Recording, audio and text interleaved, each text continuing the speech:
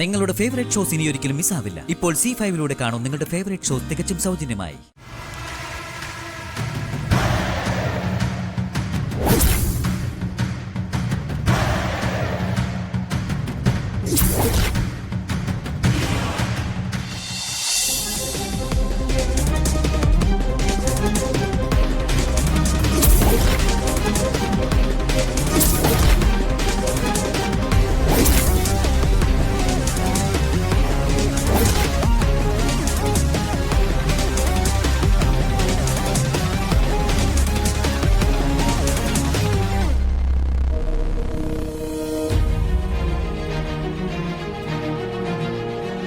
നീ വീണ്ടും തുടങ്ങിയോടാ. ഖാദറിനോട് വീണ്ടും പണം ചോദിച്ചു അല്ലേ? അയ്യോ ഇല്ല ചേച്ചി, ഞാൻ ഖാദറിനോട് മറ്റൊരു കാര്യം സംസാരിച്ചതാ. അത് കഴിഞ്ഞു അയാളങ്ങ് പോയി. അല്ലാതെ ചേച്ചി പറയുന്ന പോലെ വേറെ കാര്യങ്ങളൊന്നുമില്ല. ഒരു പ്രശ്നവുമില്ല ചേച്ചി. അങ്കിളിന്റെ മുഖത്തൊരു കള്ള ലക്ഷണം ഉണ്ടല്ലോ.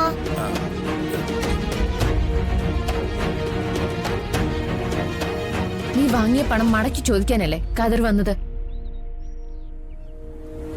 ഇന്ന് വീടിന് പുറത്ത്, നാളെ വീടിനകത്ത് കയറി തന്നെ അയാൾ ഭീഷണിപ്പെടുത്തും. അച്ഛനമ്മമാരെ ദ്രോഹിച്ച് ഇനിയും നിനക്ക് തൃപ്തിയായില്ല അല്ലേ?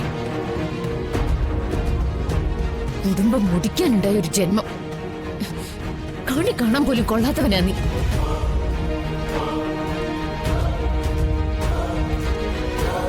ഇപ്പൊ അയാള് വീട്ടുമുറ്റം വരെ എത്തി. ഇനി വീടിനകത്തേക്ക്. ഇവിടെയുള്ളവരുടെ മനസ്സമാധാനം നീയായിട്ട് കളയോ? നീയായിട്ട് ഈ വീട്ടിലൊരു കൂട്ട ആത്മഹത്യക്ക് വഴിയൊരുക്കോ? മനോജെ, നീയായി നിന്റെ പാടായി. ചിലർ ഉപദേശിക്കാനേ പറ്റൂ. നല്ലവരാവണമെങ്കിൽ അവനവൻ തന്നെ വിചാരിക്കണം. എന്നിട്ടല്ലേ ഞാൻ നന്നാവില്ല എന്നുള്ള പോളിസിയായിട്ട് നീ കഴിയുന്നത്. മനസ്സിൽ ദുഃഖം മാത്രം കൊണ്ടുനടക്കുന്ന 2 പേരുണ്ട് ഇവിടെ, നമ്മുടെ അച്ഛനും അമ്മയും. അവരുടെ മനസ്സമാധാനം കൂടി ഇല്ലാതാക്കരുത്. ആ ഒരു റിക്വസ്റ്റ് മാത്രമേ എനിക്ക് നിന്നോട് പറയാനുള്ളൂ. വാ മോളെ.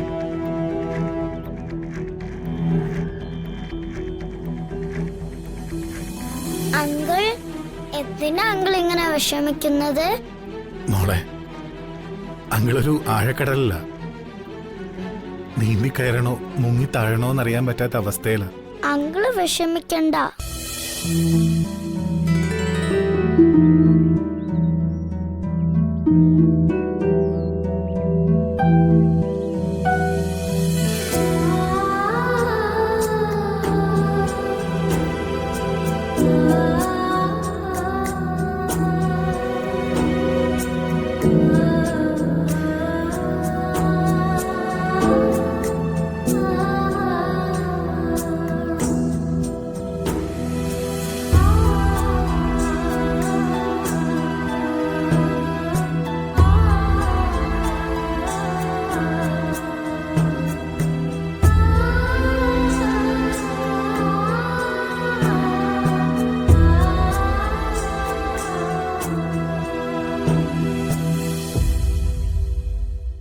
സുചിത്രേ, മാധവേട്ടന്റെ ഈയിടെ ആയിട്ടുള്ള പെരുമാറ്റവും സ്വഭാവവും ഒക്കെ എന്നെ വല്ലാതെ പേടിപ്പെടുത്തുക.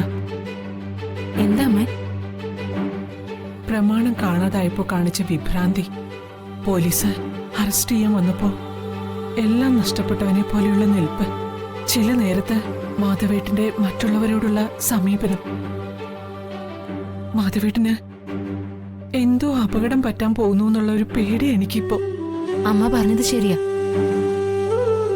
അന്ന് വിക്രം വന്നില്ലായിരുന്നെങ്കിൽ ചിലപ്പോ ചീറ്റിംഗ് കേസിന് കോടതി ശിക്ഷിച്ചേനെ. അമ്മ, നമുക്ക് ആ വീട് പണി വീണ്ടും തുടങ്ങണ്ടേ? എങ്ങനെയാ മോളെ അത്? കയ്യിലും കഴുത്തിലും കിടക്കുന്ന ഈ സ്വർണങ്ങൾ പണയം വെച്ചാ എത്ര കിട്ടും? അതല്ല, വിറ്റൂന്ന് തന്നെ ഇരിക്കട്ടെ, എന്ത് കിട്ടാന്? ആ പണം കൊണ്ട് വീടിന്റെ തറക്കല്ല് കെട്ടാൻ പോലും തികയില്ല. വിക്രം സഹായിക്കാന്ന് പറഞ്ഞിരുന്നതല്ലേ? ആ പണം വാങ്ങാൻ വന്ദനയുടെ ആത്മാഭിമാനം സമ്മതിക്കില്ല. എന്നാ ഞാനൊരു കാര്യം പറയട്ടെ. എന്താ മോളെ? അമ്മയും അച്ഛനും നിർബന്ധിച്ച പ്രകാശേട്ടൻ ഹെൽപ്പ് ചെയ്യും. പൂത്ത കാശാ പ്രകാശേട്ടന്റെ കയ്യിലിരിക്കുന്നെ. ബാങ്കിൽ കൊണ്ടുപോയി ഡെപ്പോസിറ്റ് പോലും ചെയ്യില്ല.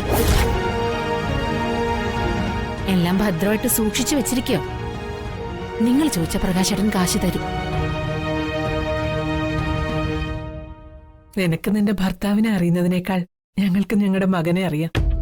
അറുത്ത കൈക്ക് അവന് ഉപ്പ് തേക്കാത്തവനായിപ്പോയി. അവന് സ്വന്തോ രക്തബന്ധങ്ങളോ ഒന്നുമില്ല. പണത്തിന് മുന്നിൽ അച്ഛനും അമ്മയും ഇല്ല. സ്വന്തം കാര്യം മാത്രം. കയ്യിലുള്ള പണവും കെട്ടിപ്പിടിച്ചോണ്ട് അവനിരിക്കട്ടെ.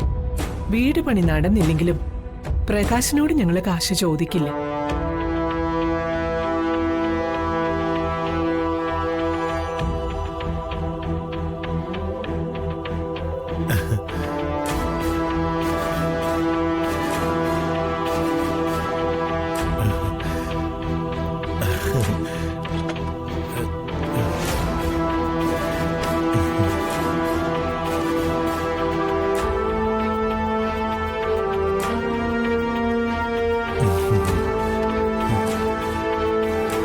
എന്താ മനോജെ ഇത്ര ദാഹം? ഒന്നുമില്ല. പ്രകാശേട്ടൻ ഓഫീസിൽ പോയില്ലേ? സമയമായല്ലോ. പ്രകാശേട്ടനിപ്പോ മെഡിറ്റേഷന്റെ സമയ. ഇപ്പൊ ആരും ശല്യപ്പെടുത്താൻ പാടില്ല.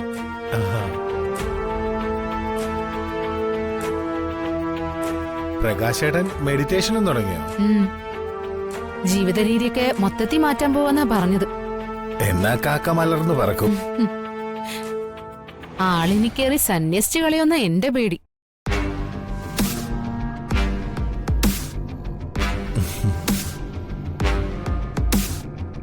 അതെ, ജീവിതത്തിൽ വിരക്തി വന്നവർക്ക് ആ സന്യാസമൊക്കെ പറഞ്ഞിരിക്കുന്നത്.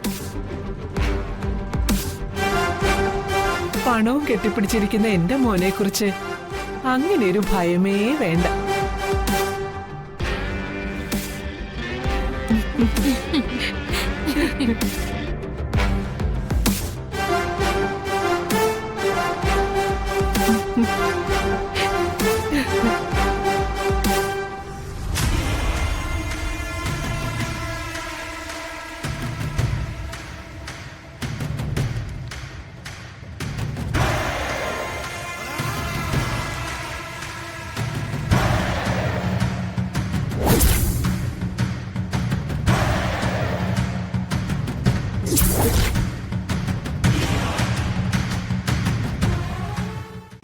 ഡൗൺലോഡ് ചെയ്യൂ C5 ആപ്പ്. കാണൂ എല്ലാ എപ്പിസോഡുകളും സൗജന്യമായി.